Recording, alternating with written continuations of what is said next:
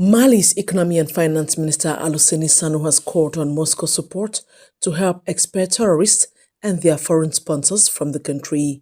Speaking Saturday in Kazan at the Russia-Mali Intergovernmental Commission, Sanu stressed that Russia's backing was vital for Mali's sovereignty and development. Footage showed Sanu and Russian Energy Minister Sergei Tifilev signing agreements and shaking hands. Talks included plans for railway construction, purchases of trains, ships, fertilizers and oil, alongside cooperation in agriculture, energy and transport.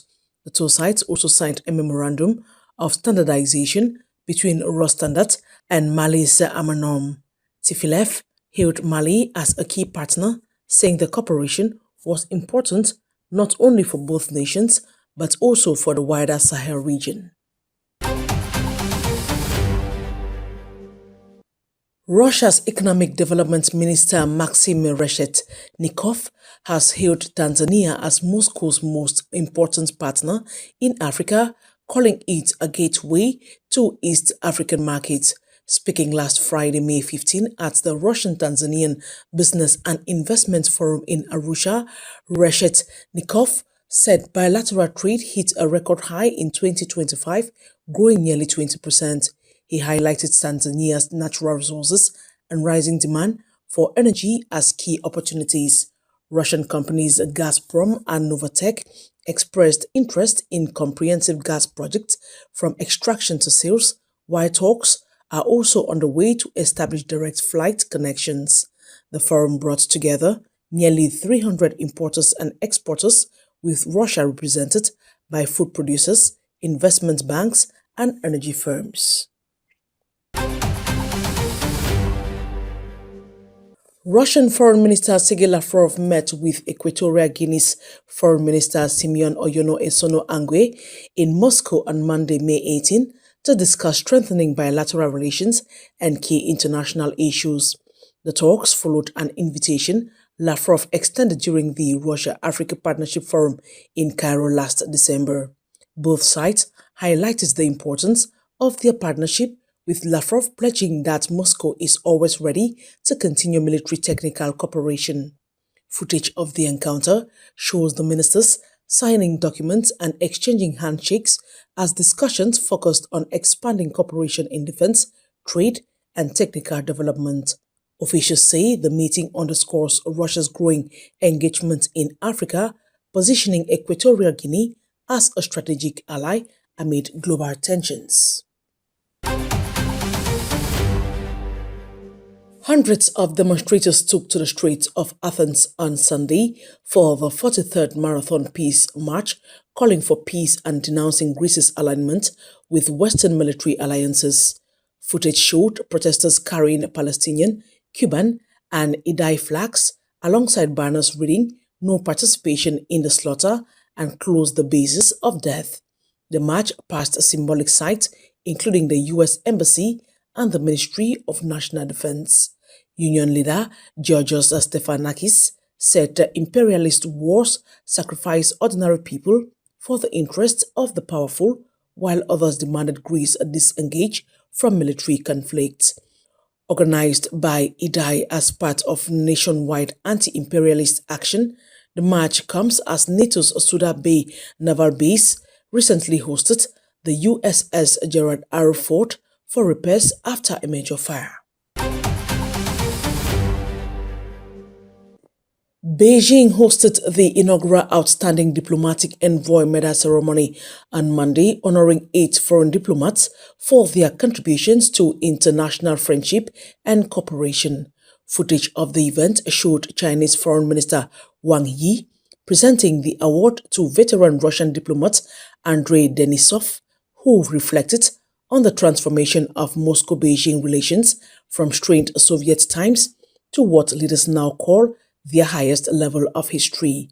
Denisov praised expanding cultural ties, noting student exchanges between the two countries have already surpassed once ambitious targets.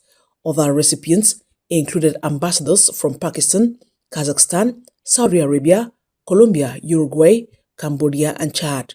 The ceremony comes just one day before Russian President Vladimir Putin begins a 2-day state visit to China, where he is expected to meet President Xi Jinping to strengthen strategic ties.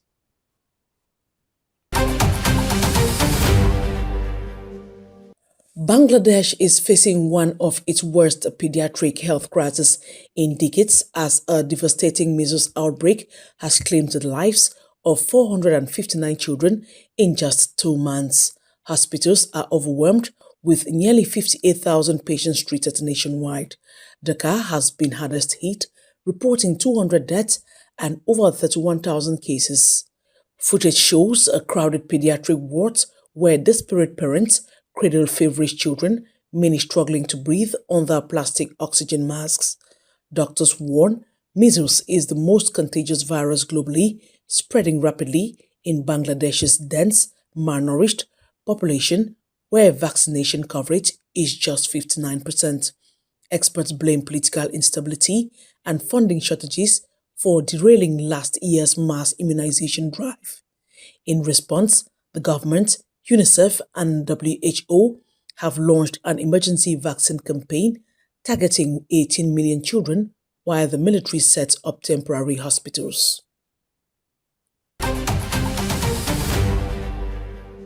The cruise ship MV Hondius arrived in Rotterdam on Monday for a full disinfection operation after a deadly antavirus outbreak. The World Health Organization confirmed 10 cases, including 3 passenger deaths, but stressed this is not the start of another COVID-like pandemic. Passengers were evacuated earlier in Spain's Canary Islands, leaving 27 crew and health workers on board. Among them are 4 Dutch citizens who will quarantine at home, while 23 foreign crew members remain, including 17 from the Philippines, 4 from Ukraine, 1 from Russia, and 1 from Poland. Authorities say the ship will undergo thorough cleaning as investigations continue into how the virus spread.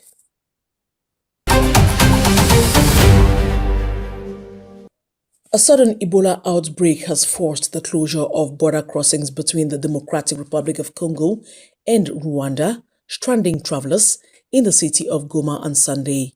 Confused residents described arriving at checkpoints only to be turned back without warning. Authorities in Rwanda's Rubavu district ordered the indefinite suspension, though limited exemptions allow nationals to return home under health monitoring. The DRC has declared its 17th Ebola outbreak since 1976, with at least 88 deaths and more than 300 suspected cases. The World Health Organization has labeled it a public health emergency of international concern. Uganda also confirmed a case last week after a traveler from the DRC died. Officials warn of a high risk of regional spread, urging vigilance and stronger communication to prevent further transmission.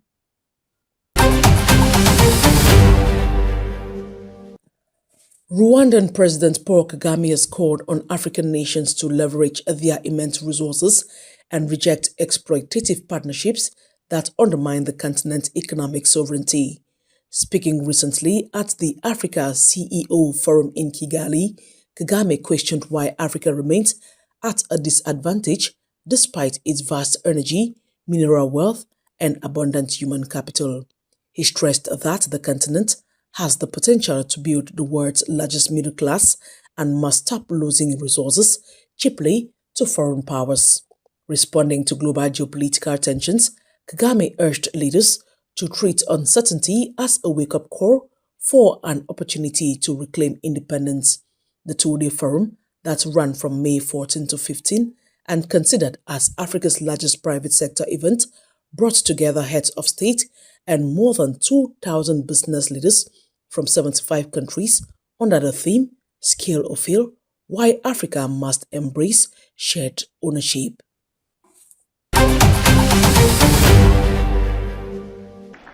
Y el pueblo es libre y feliz cuando tiene acceso a la salud.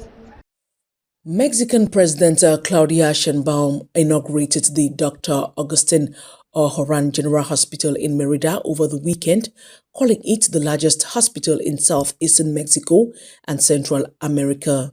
The new facility will serve 1.2 million people without social security coverage. Footage showed Sheinbaum leading the opening ceremony, praising the project as proof that when there is no corruption, the money is enough and we deliver results. Yucatan Governor Joaquin Diaz-Mena announced that all services will be free and universal, while military engineers who oversaw construction described the hospital as a symbol of development and hope. With 10 buildings, 43 specialists, more than 650 beds, and 16 operating theaters, the hospital represents a $288 million investment. Officials say it can perform up to 1,400 surgeries a month and 1,000 consultations a day with advanced labs and high specialty units for oncology and dialysis.